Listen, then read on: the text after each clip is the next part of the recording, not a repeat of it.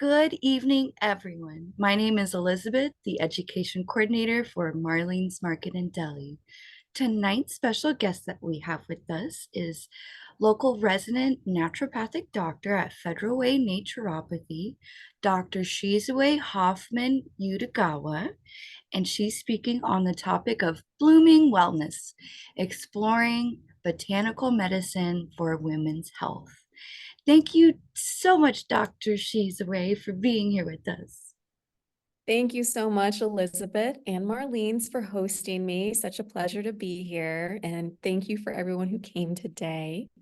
Really happy to be here. Very excited to present on women's health. And one of the things that's very near and dear to me, botanical medicine for women's health.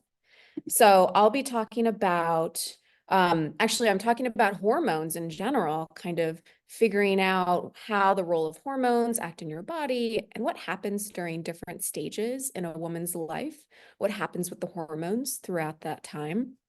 And then herbs, botanical herbs that might help during these different transitions in time.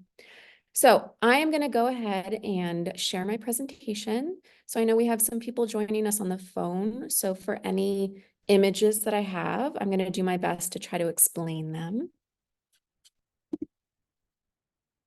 All right, give me a second to share. All right, can everybody see that? Perfect. All right, like Elizabeth said, I am a current resident at Federal Way Naturopathy. I received my doctorate in naturopathic medicine last year in 2023, and I'm currently doing my first year of residency in primary care medicine at Federal Way Naturopathy. So for those of you who might be unfamiliar with naturopathic medicine, naturopathic doctors are licensed as primary care providers in Washington state. So we utilize a lot of tools, including lab testing, diet, nutrition, lifestyle, physical medicine, and botanical medicine to treat really the root cause of someone's symptoms. So we're also able to prescribe most medications if needed, but we try to rely mostly on more lifestyle, diet, nutrition, physical medicine, that type of intervention, and only go to the medications if necessary. So one of the things that naturopathic doctors excel at is preventative medicine. So we can really work with you to prevent symptoms before they actually progress into disease.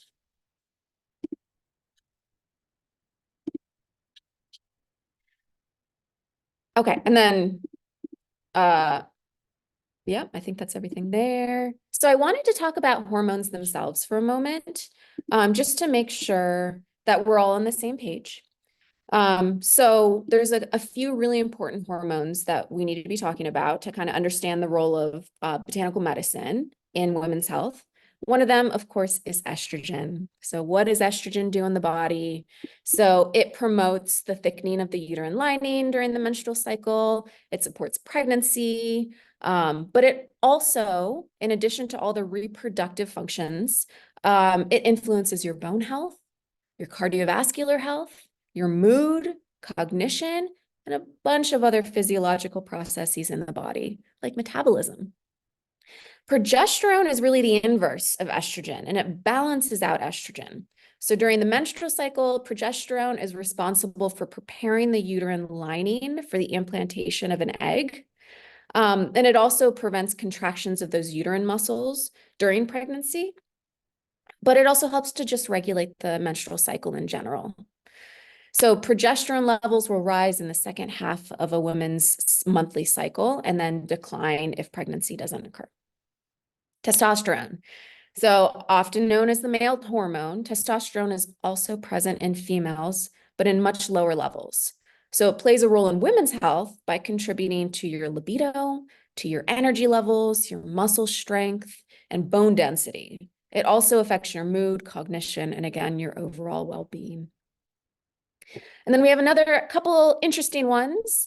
You have luteinizing hormone, LH, and then follicle stimulating hormone, FSH. So those are both part of the reproductive hormone cycle. And we'll kind of see what happens with both of those. But really, both of them have to do with the release of the egg during ovulation. And then it kind of balances again out that progesterone and the estrogen. So the next slide I wanted to show you is just what happens during the menstrual cycle with your hormones. So the first half of your menstrual cycle, also known as your follicular phase, that's when you have your menses, you have that lining of the uterus start to fill with blood and prepare for a potential egg.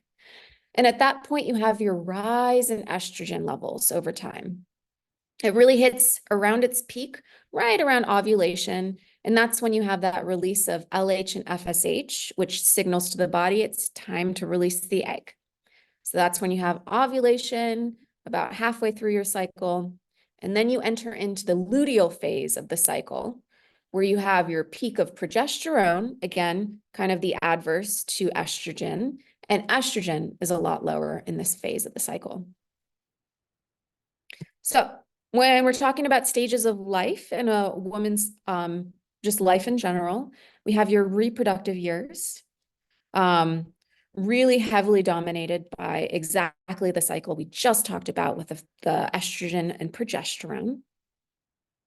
So a lot of the common issues in terms of women's health during this time are going to be all around menstrual irregularities. So we've got irregular periods, heavy menstrual bleeding, absent periods, maybe really long cycles, maybe really short cycles. Also have premenstrual syndrome, cramping, endometriosis, PCOS, vaginal infections, and UTIs. So very common things that pop up during this time. So one of my very favorite herbs to talk about is chaste tree berry, also known as Vitex agnus castus. So its herbal actions here are huge hormone balancer. This is all about, it's a pro-progestogenic herb. So it's renowned for its ability to regulate hormones.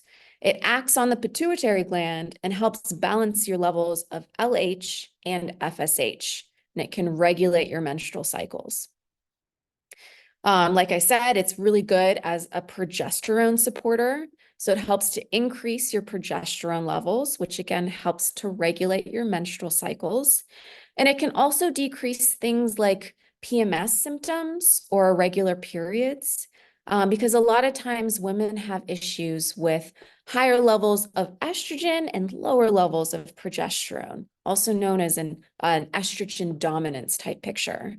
And when you have more estrogen in your system, you have a lot more symptoms, including PMS and mood dysregulation and menstrual irregularities. Vitex or chaste tree can also help lower levels of prolactin, which is the main hormone that's involved in lactation. So something else that helps along the female reproductive cycle. So oftentimes, Vitex is used to regulate your hormones, decrease PMS symptoms, but also really, really great for fertility support. Because like we talked about with that picture, you want your progesterone levels to be high during pregnancy. And again, some women struggle with not having enough progesterone. And so adding an herb like Vitex can help with the viability of pregnancies. So really cool effects with Vitex. Next one is cramp bark, also known as Viburnum prunifolium. So cramp bark is very aptly named because it is an antispasmodic. It helps with cramping before you have your periods or during periods. Gonna admit this human. So it's really good at relieving muscle spasm and cramps, especially in the uterus and the whole reproductive system itself. It's also a great uterine tonic. So it helps to strengthen and support all the muscles of the uterus itself. Because remember, the uterus is a muscle, right? It has all that mucosal lining, but it is a muscle itself. And so when it spasms, it kind of contracts, and that's what causes that cramping sensation. It's also a mild analgesic, which means that it can help decrease some of that pain. So it's not as potent as some of the traditional conventional pain relievers we have out there, but it does have mild analgesic properties. So it can help relieve pain as well as that cramping sensation. So it can be used in other parts of the body, not just the uterus, but primarily used in the uterus. It has an affinity for the female reproductive system, but it can be used for other parts of the body too, any place that you're having like a cramping, musculoskeletal sort of sensation.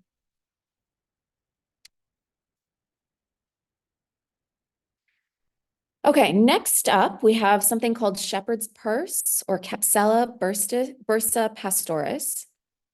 So this is sort of really good for women who are having heavy menses or like multiple days of bleeding where they're just bleeding heavy amounts, and it's really difficult to deal with. So thinking about things like fibroids as a cause of heavy menstrual bleeding or having like a lot of clots. So shepherd's purse is an astringent, and that means it has a lot of tannins, which tightens and tones your tissues. So kind of think of astringency or tannins like the main constituent in like red wine. It dries your mouth out, right? So it does the same thing here with the uterus. It dries up that area, dries up some of that bleeding that's happening, so you don't have as much excessive bleeding. It also is known for its hemostatic or blood-stopping properties. So it's been used to help control bleeding from the uterus as well as other internal organs.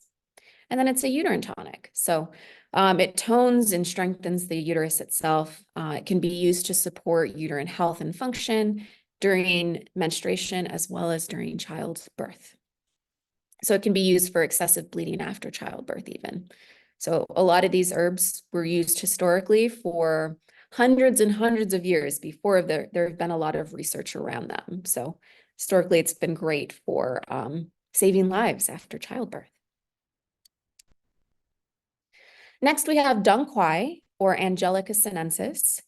Angelica sinensis is an adaptogen, and that means it helps the body adapt to stress and maintain homeostasis. So it supports the body's ability to help cope with physical, emotional, environmental stressors across the board. It's also a hormone modulator, since we've been talking about hormones. So it has estrogenic effects, which means it helps increase your estrogen levels. So again, it can be helped to use support your hormone balance over time, and it can relieve symptoms associated with hormonal fluctuations. Historically, it's been used in Chinese medicine as a blood tonic, meaning that it helps to nourish and tonify the blood, improve your circulation, improve your blood flow, and overall enhance your vitality. So these days, it's been used a lot as a blood tonic to help with symptoms of anemia, meaning when you have low red blood cells, when you don't have enough blood supporting your body, which is a very common thing that happens with women because we bleed every single month during our reproductive years. So again, really great for cramping, for PMS, and even menopausal symptoms because it has that hormone modulation effect as well as that adaptogenic effect. Sometimes it can be used to help promote fertility and support healthy pregnancy, as well as aid in postpartum recovery after pregnancy. Okay, next stage of life is perimenopause. So we're starting to transition into menopause. So perimenopause, this graph kind of shows this balance again of estrogen and progesterone throughout all the years of our life. So we talked about our fertility years where we have high levels of estrogen, high levels of progesterone. They support each other, balance each other out, but they're at their highest when you're fertile, when you're in your reproductive years. As we enter into perimenopause, our progesterone levels drop. Our estrogen can remain the same, but our progesterone drops significantly. So again, that leads to this whole idea of estrogen dominance, where we have too much estrogen and it's unopposed. We don't have enough progesterone, which means we have a lot of symptoms in perimenopause. So perimenopause typically begins a few years before menopause, often for women in their 40s. And at this point, hormones really get out of balance. So we talk about estrogen levels dropping, but it's really the progesterone levels that drop first, as we saw from that picture. So this means that you have heavier periods because you have excess estrogen, and estrogen builds up that uterine lining, right? But it also means that periods might be closer together because you don't have progesterone sort of stopping that period anymore. And PMS might be more severe. So really fantastic combination where you're leaving your reproductive years, but yet you have worse PMS. So yeah, we don't have relief from that yet. So symptoms of perimenopause are really across the board, kind of spanning both your fertility years and your menopausal symptom years. So you can have irregular periods. That can either be lighter periods or it can be really heavy periods because we have too much estrogen. You could have hot flashes or night sweats, and that's really a symptom when your estrogen starts to drop. You could have bloating, breast swelling and tenderness, more fibrocystic breasts, headaches, especially before you menstruate, mood swings, body changes, hair loss, brain fog, memory loss, fatigue, insomnia, decreasing libido, and then, like I said, worsening PMS. So it really just spans across the board with perimenopause. So a lot of the herbs that we use for menopause, you can also use for perimenopause. And then same with the reproductive years. You can use a lot of the herbs we just talked about for some of the reproductive years during perimenopause as well, just based on your symptoms. So if you're having more irregular periods, with like a lot of bleeding, then that's when you can go to that Vitex or maybe the Capsella, the shepherd's purse, to decrease that bleeding and help balance out your hormone levels. But if you're having hot flashes, that's kind of more on the side of the menopause picture, and we'll talk about those herbs in a moment. But one of my favorite herbs for this time of life is maca. So maca, it's this beautiful root herb, and you're using the root itself. One of my favorite herbs, it's also an adaptogen. So again, it helps the body adapt to stress and maintain homeostasis. It's also an energizing herb. It increases your stamina, your endurance, vitality, and your libido. So it's popular among athletes as well, but it's popular amongst everyone. Um, it also is great for hormone balancing, helps to regulate your progesterone, your estrogen, and your testosterone. So that can help maintain your menstrual regularity, your fertility, and then even your overall hormone balance. Like I said, it's libido enhancing, and it's also really nutrient rich. This is sort of an aside. It has tons of B vitamins and vitamin C, also a lot of minerals like calcium, magnesium, iron even, fatty acids. So it's a really good thing to add in. I think it kind of tastes like malty almost. And so I pair it a lot with chocolate, and it kind of ends up tasting like a chocolate malted smoothie type deal. Because maca, a lot of times you get in a powdered form. So adding maca to smoothies and breakfasts and things like that is a really great way to add it into your life. So again, really great for sexual function, for energizing properties, helps to combat fatigue and brain fog that happens during this perimenopause sensation of life. And then it can also just help you adapt to the stress, and it helps promote a sense of calm and balance as your hormones shift during this time of life. Okay. Next, we're talking about menopause itself.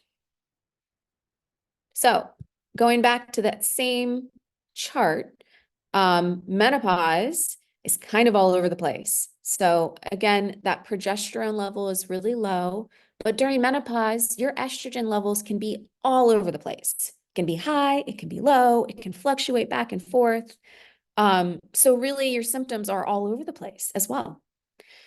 So common symptoms of menopause, I'm sure all of you all know: hot flashes, vaginal dryness, sleep disturbances.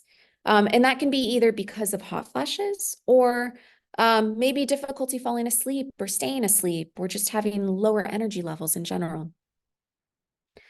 And then the night sweats as part of the hot flashes can keep you awake as well. You can also have mood swings. So the hormonal changes during menopause can affect your mood and your emotional well-being. It could lead to mood swings like irritability, anxiety, depression. Some women even say that they have increased stress or difficulty coping with the same stressors that they might have always had. There's also fatigue. So part of that could be the hormonal fluctuations. Part of that could be those sleep disturbances. Um, but also in general, you could just have fatigue or low energy levels. So that can interfere with your daily activities, your quality of life. Then we have potential memory and concentration problems, and cognitive function decrease over time during menopause. Some women describe this as like a menopausal brain fog. So again, these are related to your hormone fluctuations as well as sleep disturbances. And then weight gain. So weight gain is a really common one. And I just want to pause here for a second and just normalize that this happens during menopause. And this is because of the hormone fluctuations during this time. So a lot of women at least gain probably about 10 pounds during this time. And that's because your estrogen levels drop. And so you're metabolizing your nutrients that you're taking in a different way, and you're storing it as fat in a different way. A lot of women accumulate that on their hips, on their lower abdomen. And it can be really frustrating because maybe you haven't changed your diet at all, but your metabolism has changed, which means that that shifts in how your body will look in and take in those nutrients. Also, during menopause, your muscle mass will decrease over time. So, uh, muscles are great because they burn a lot of calories at rest. And when you're kind of switching from muscle to more fat, then you're burning less calories when you're at rest. So that can also lead to that weight gain. So a lot of different things contribute to it, and it can be really frustrating for a lot of women, but I just want to normalize that it does happen and it's normal to gain at least 10 pounds during this time.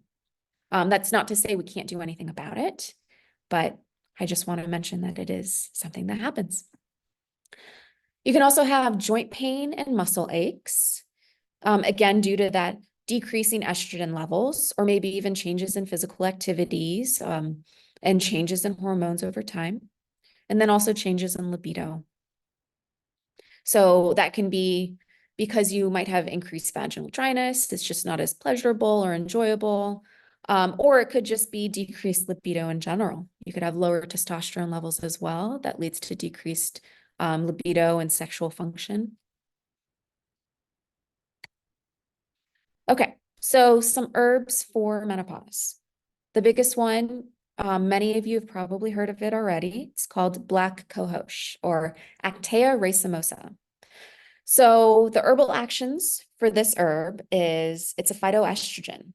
That means that it acts like estrogen in the body.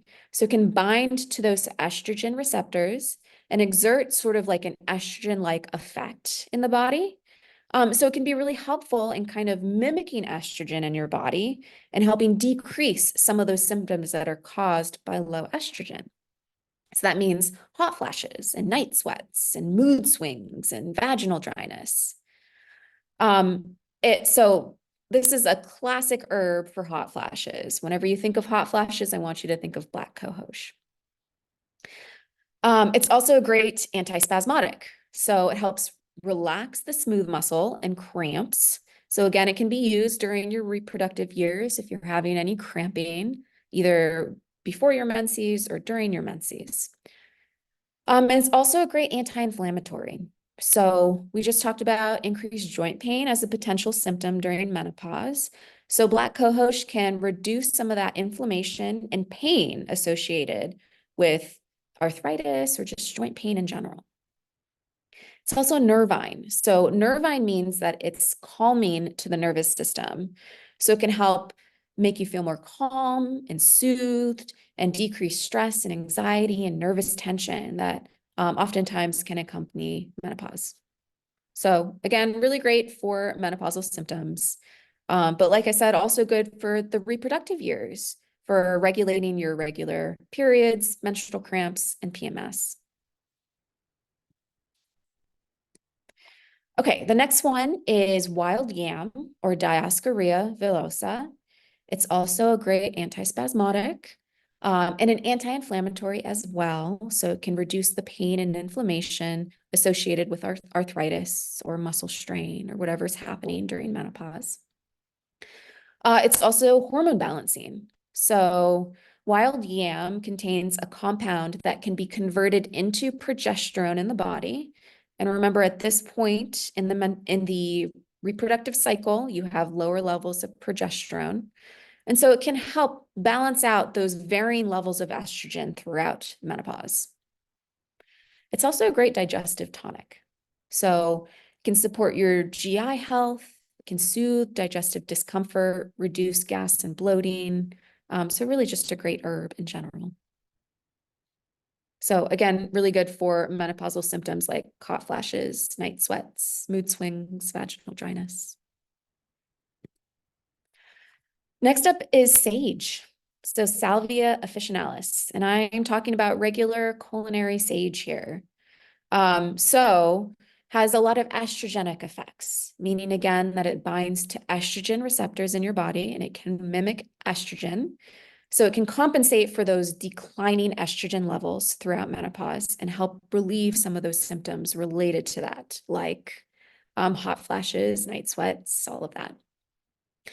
It's also a great antioxidant. So it reduces a lot of the free radicals in your body, can decrease oxidative stress, and again, decrease some of the inflammation that might be happening in your body. So also an anti-inflammatory. It's also been used historically to support cognitive function and memory. So often I'll go for this one for someone who has maybe some menopausal brain fog or some difficulty with word recall. So again, all of that is related to hormone effects. And so having a little bit of sage can help reduce that. So that can be sage tea, sage capsules, sage in any form, but really so easily attainable, right? Sage is everywhere.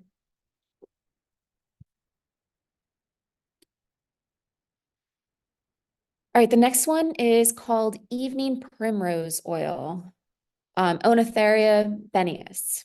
So it's a great hormone modulator.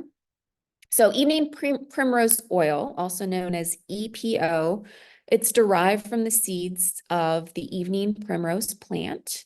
And it's very, very rich in something called gamma linoleic acid, which is an omega-6 fatty acid. And so that helps play a role in a lot of physiological functions, including inflammation, blood clotting, and hormone balancing. So it can help regulate your hormone imbalances by supporting the production of prostaglandins. So again, that helps decrease inflammation and balances your hormones over time. It's also a great anti-inflammatory.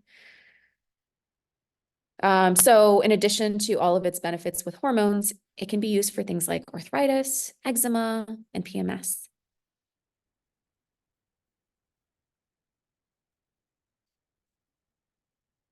Okay, let's do a little aside on phytoestrogens. I mentioned this word a little bit earlier with black cohosh, because black cohosh is a phytoestrogen. But again, these are compounds that have a similar structure to estrogen, but they are much weaker than estrogens. So they'll still bind to the estrogen receptors and stimulate estrogen-like effects in the body, but it doesn't bind as strongly. And it kind of kicks out all those really strongly bound estrogens instead. So really good for conditions where you have too much estrogen. So it kicks out that estrogen and instead binds more weakly. So it still has the same effect, but a lot less. So common food sources of phytoestrogens are going to be soy products, soybeans, tofu, tempeh, soy milk, all of that. But it can also be flax seeds, sesame seeds, lentils, chickpeas, and there's even some fruits and vegetables that have a lot of phytoestrogens in it, as well as black cohosh. So kind of talked through this already, but it also has some antioxidant and anti-inflammatory properties.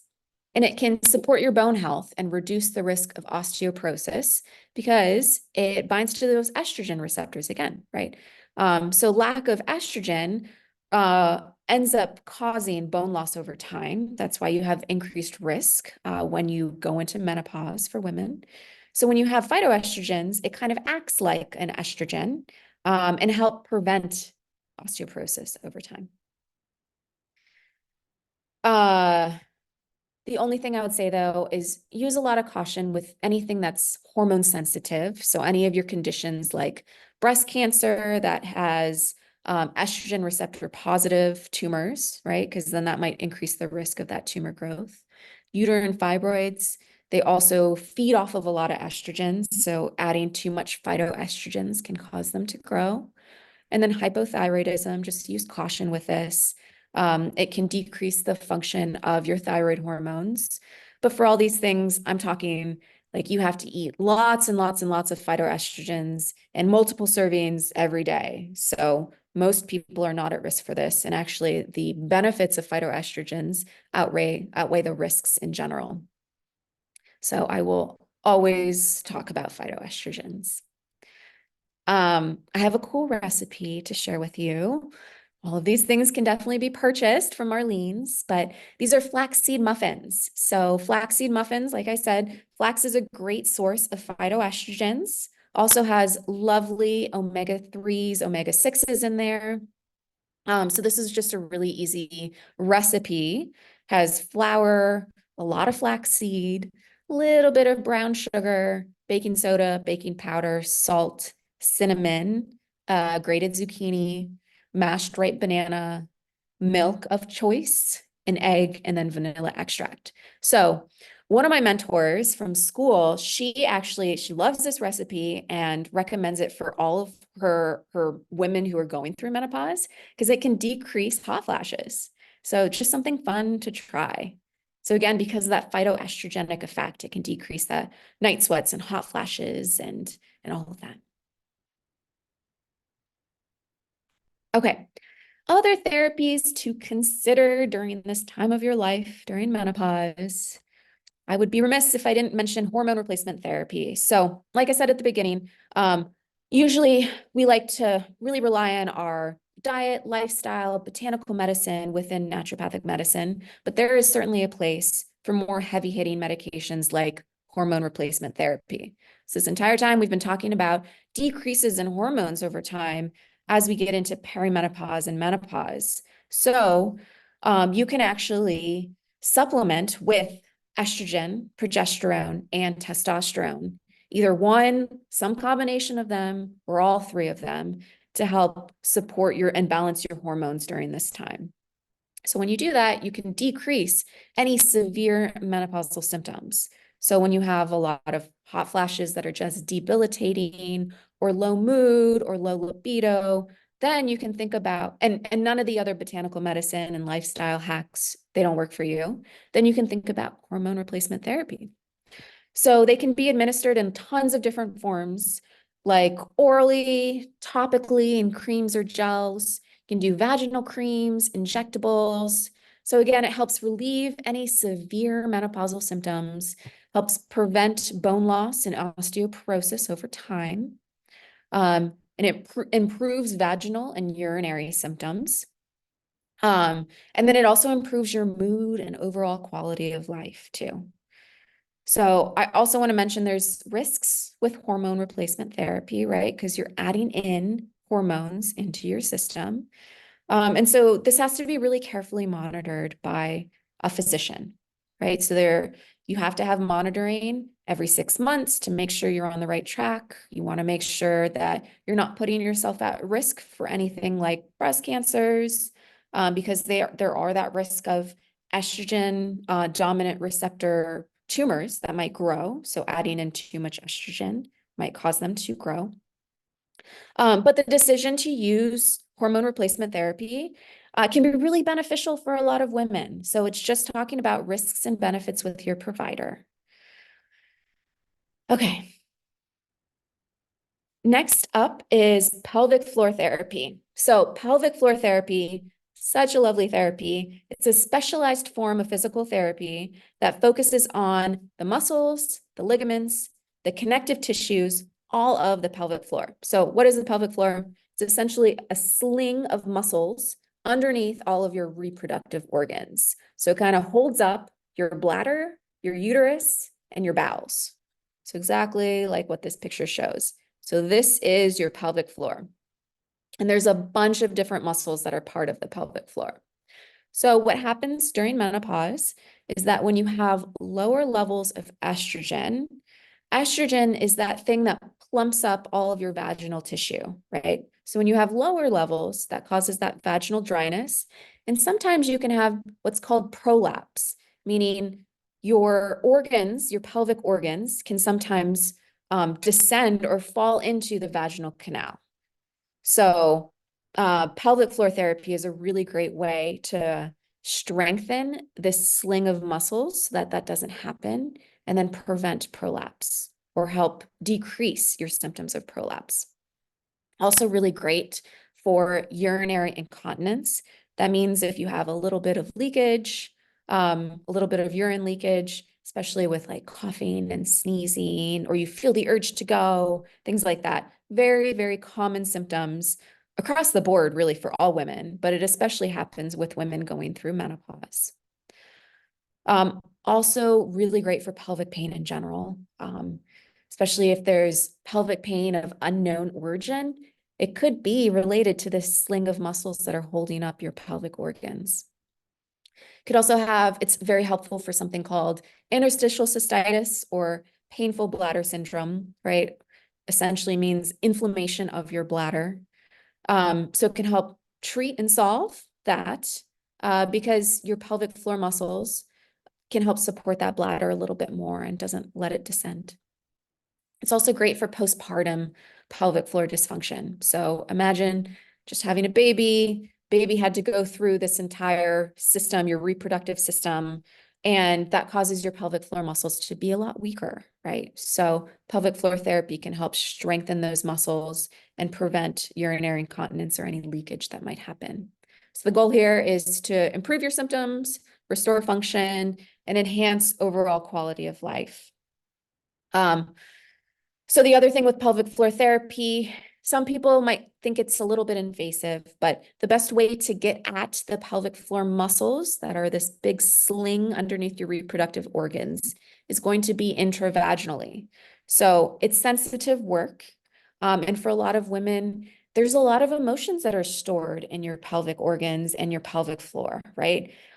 So really this pelvic floor therapy can be a whole body experience, right? Where you're not just working with those muscles, but you're also working with some of the emotions that might be coming up.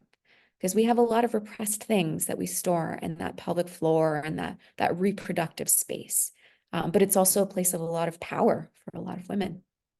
So pelvic floor therapy is something that I do at Federal Way Naturopathy.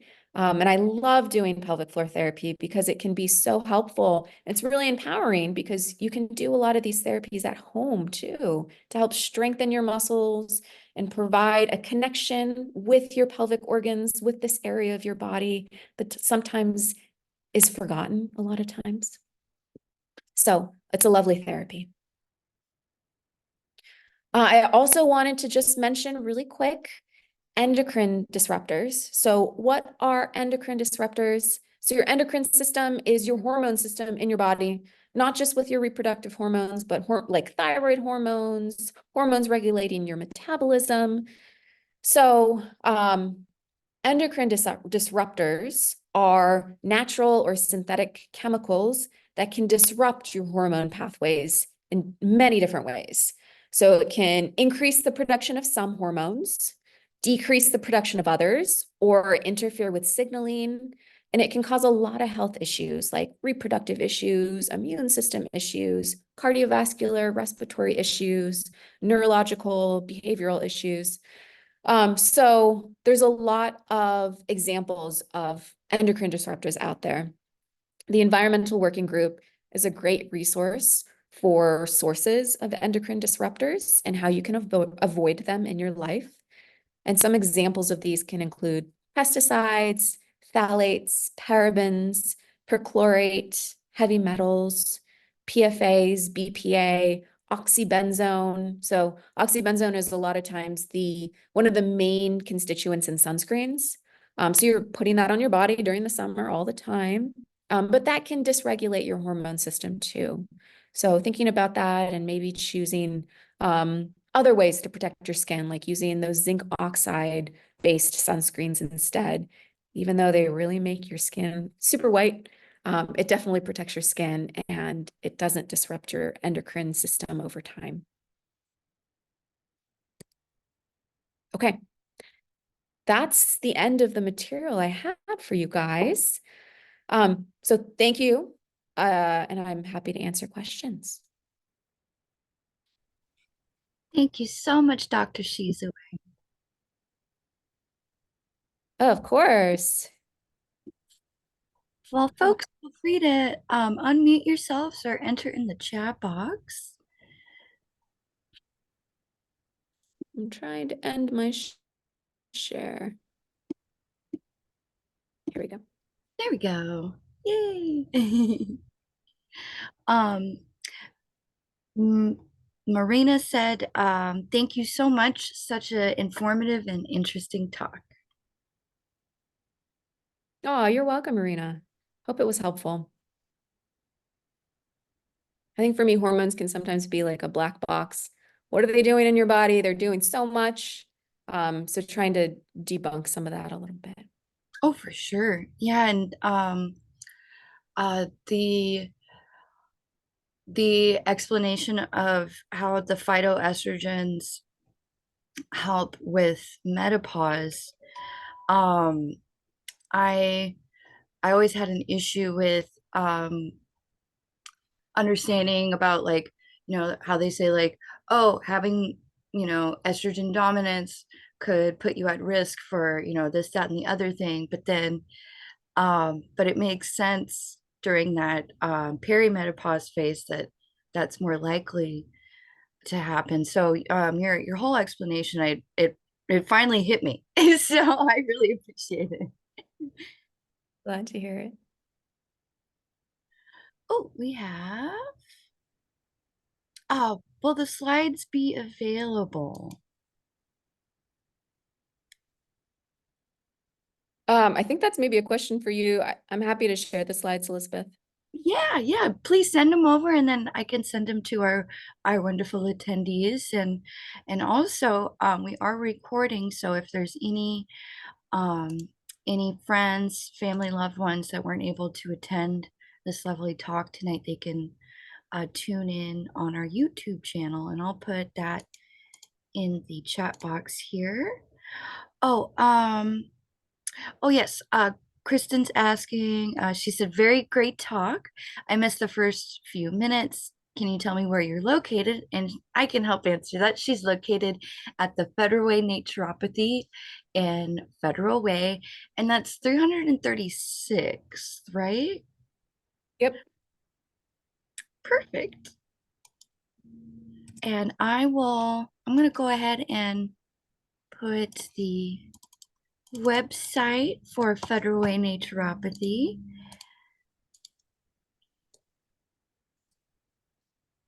Yeah, Dr. Beth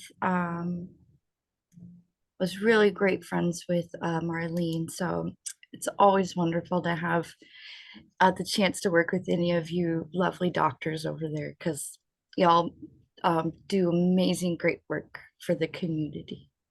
Thank you. Yeah, we have such wonderful providers. There's more than just me and Dr. Beth. We have 6 providers at Federal Way Naturopathy. All of us do primary care, but then every single one of us has a different specialty, a different thing we like to see. So we have a few providers who love to do hormone replacement therapy. They do it all the time. We have another few providers who do a lot of gut health and Like just Dr. GI. Watson. Yeah, exactly. Like Dr. Weiland. Yep.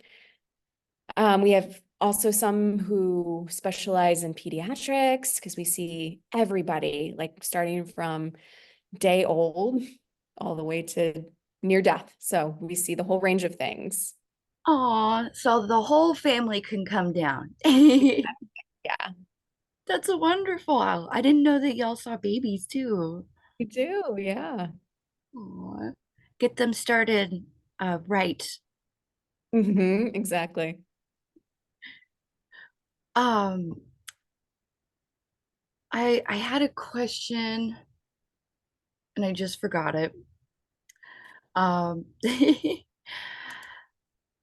think it had something to do with oh yeah, so like with the pelvic floor too, there's a lot of nerve endings down there as well, right? Yes, tons.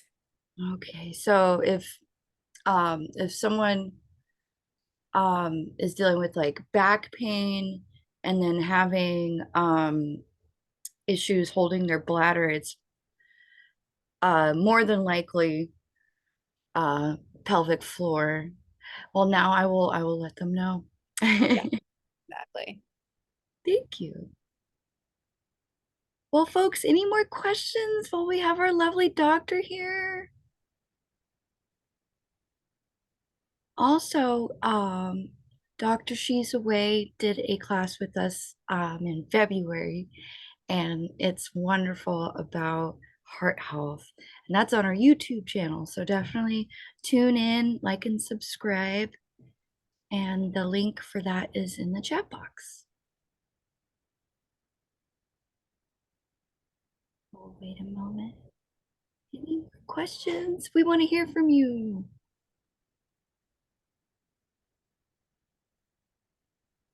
Okay. I don't think there's any more questions at this time, but I have put your website there, and so folks can reach out to you and see you in the office. Would love to see everybody. Well, thank you everyone for tuning in, and thank you again, Dr. Shizue, and look forward to the next time we get to work together. Thank you so much for having me. Thank you, Elizabeth, and thank you, Marlene's. Yay! Thank you, everyone.